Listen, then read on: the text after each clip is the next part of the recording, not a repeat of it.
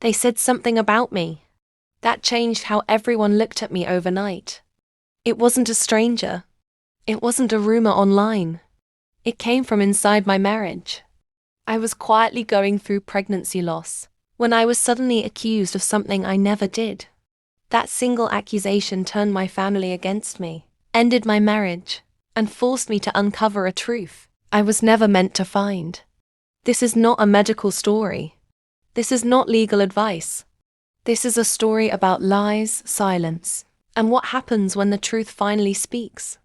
And by the time the truth came out, it was almost late.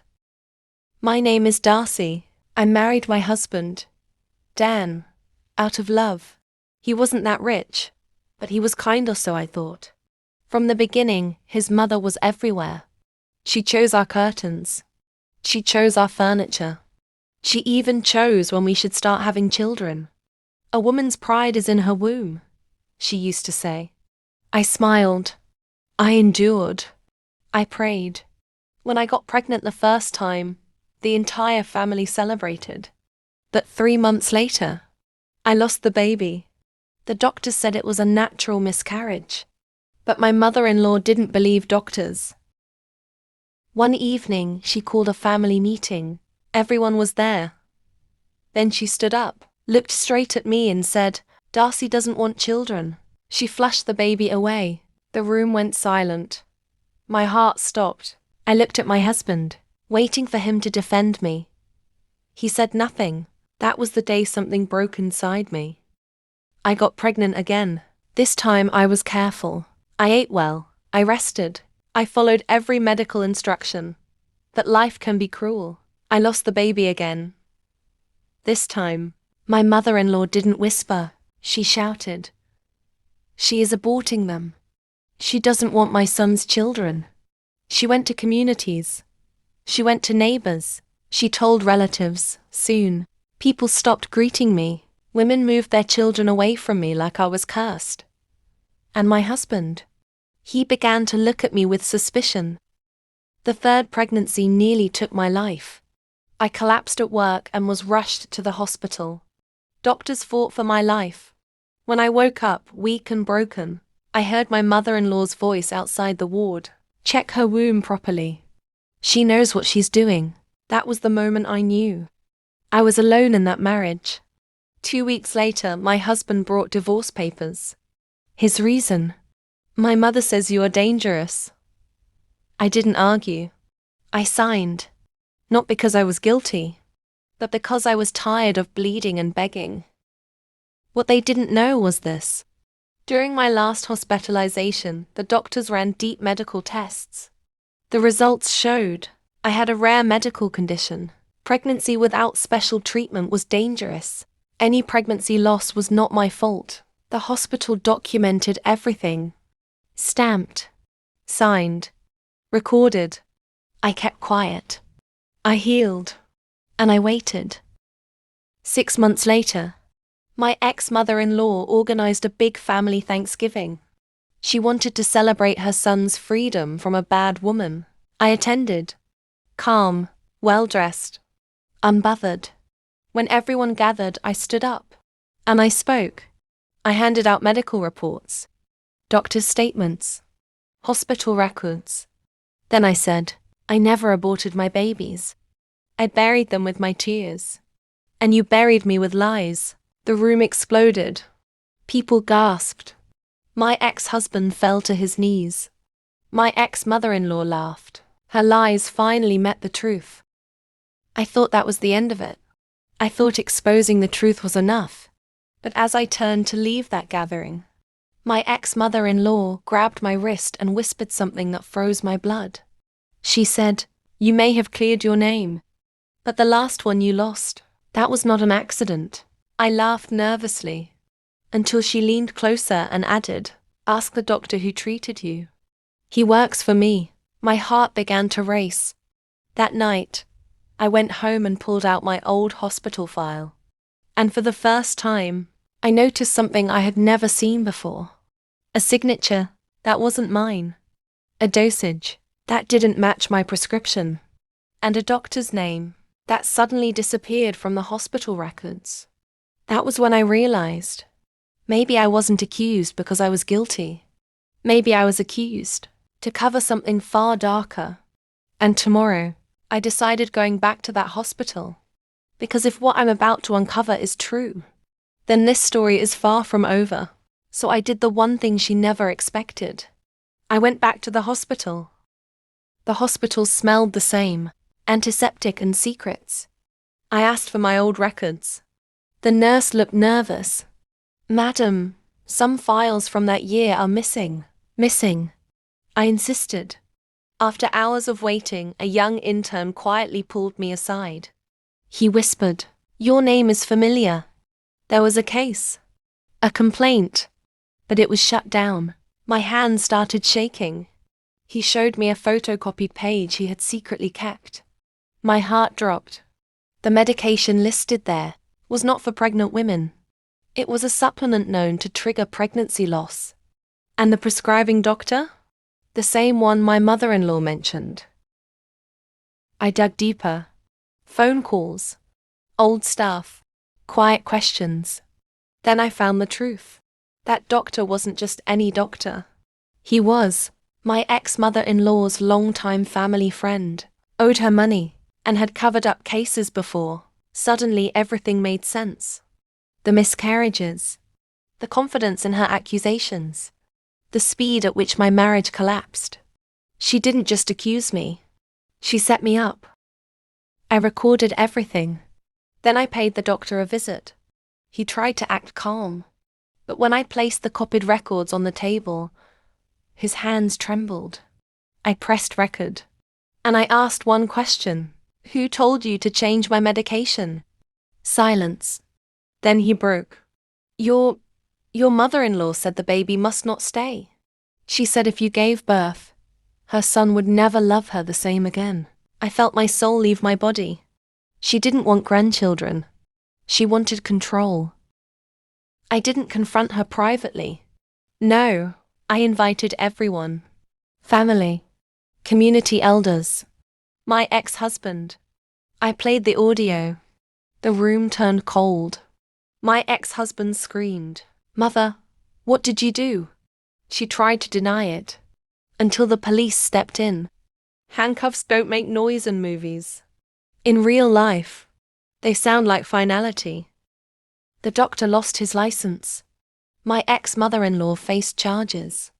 My ex-husband came to my door crying. He said, "I didn't know.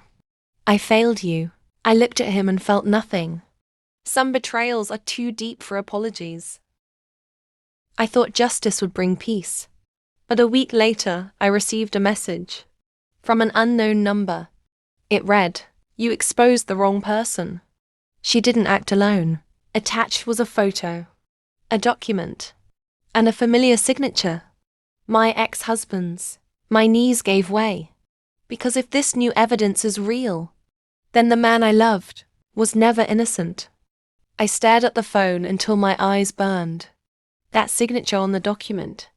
It wasn't similar to my ex-husband's. It was his. In that moment, I understood something painful. My mother-in-law may have pulled the strings, but my husband was never a puppet. He was a willing player. I replayed our marriage in my head. How he never questioned the doctors.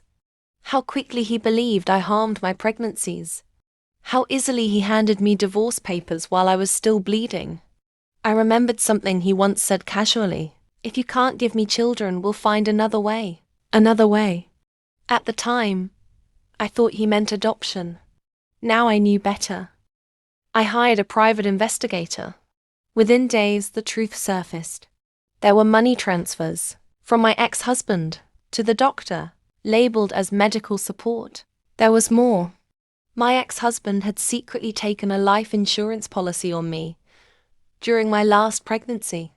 If I had died during childbirth complications, he would have walked away rich. Alive or dead, I was never meant to stay. I invited him to meet me. Public place. Quiet cafe. Hidden recorder. He smiled like nothing had happened. I slid the documents across the table. His face drained of color. I asked calmly, "Were you trying to end me?" or just make sure I never became a mother? He whispered. My mother said it was the only way to save our family name. That was his excuse. Not love. Not fear. Greed and obedience. I didn't scream. I didn't slap him. I stood up and said, "Thank you for confessing," because while he was talking, the investigator, the police, and my lawyer were listening. He was arrested that same day. This time, his mother couldn't save him.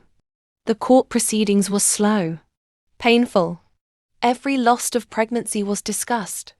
Every lie replayed. The judge said something I will never forget. This was not a family dispute. This was attempted murder. My ex-husband was sent in behind the bars. His mother followed shortly after. The doctor testified to save himself.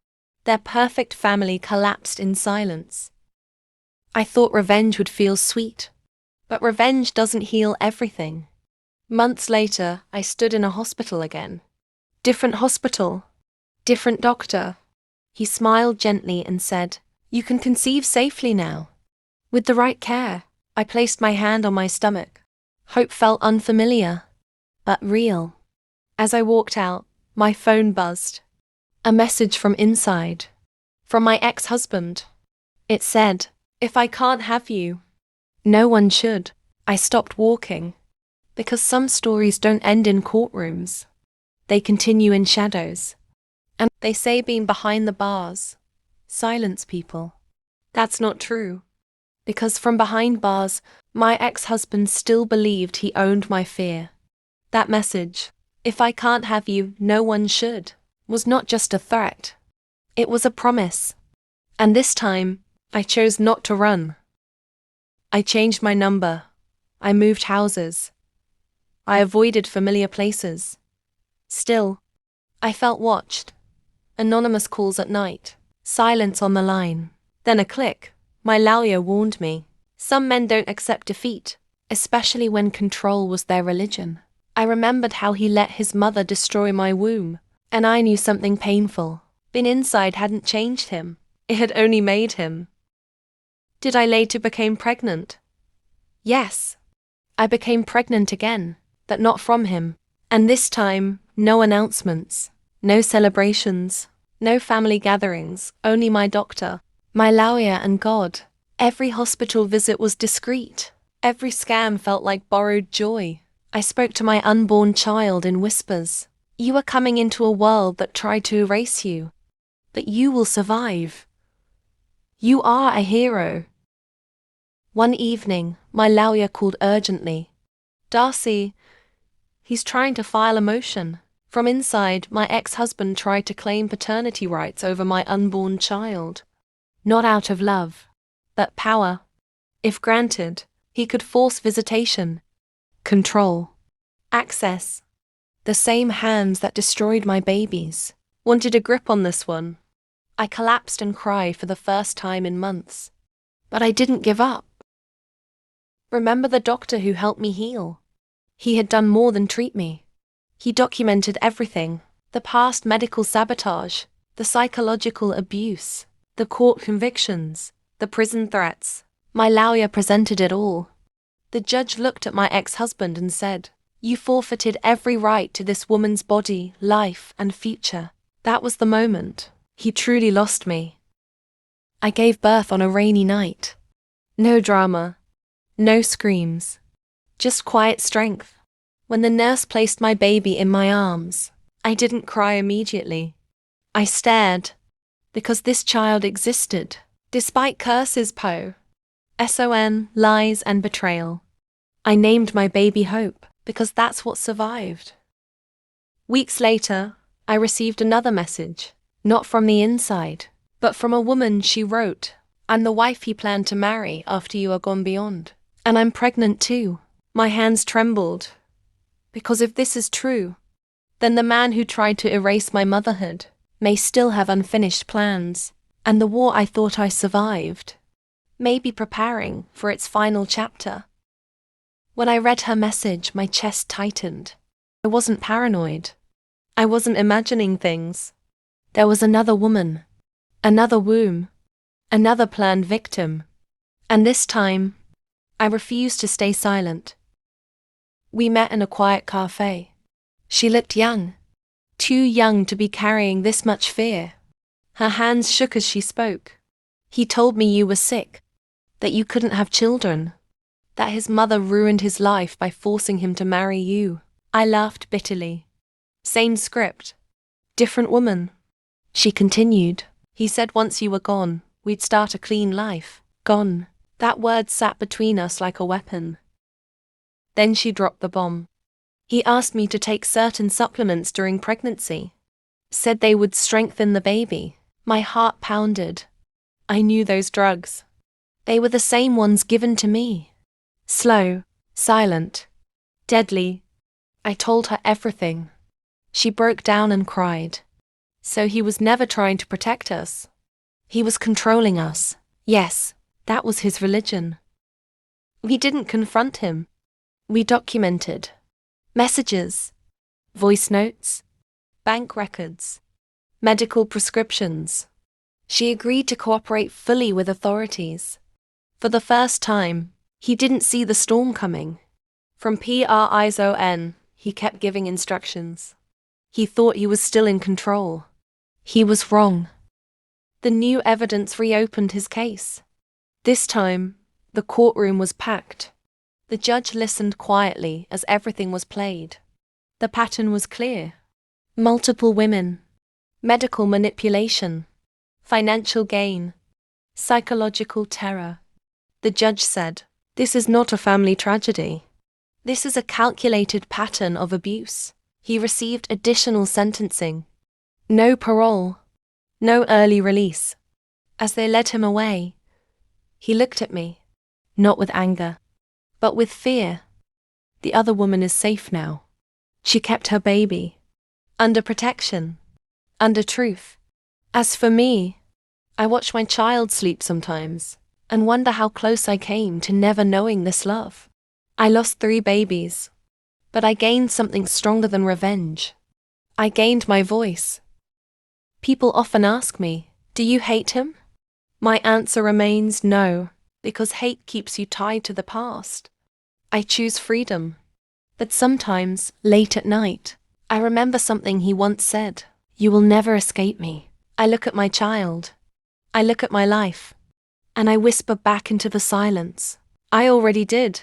Some monsters are buried by sending them behind the iron bars. Others are buried by the truth. And if my story saved even one woman, then every tear, worth it. Thank you for watching. If this story moved you, hit subscribe and join the family. More truth, more power, more stories coming.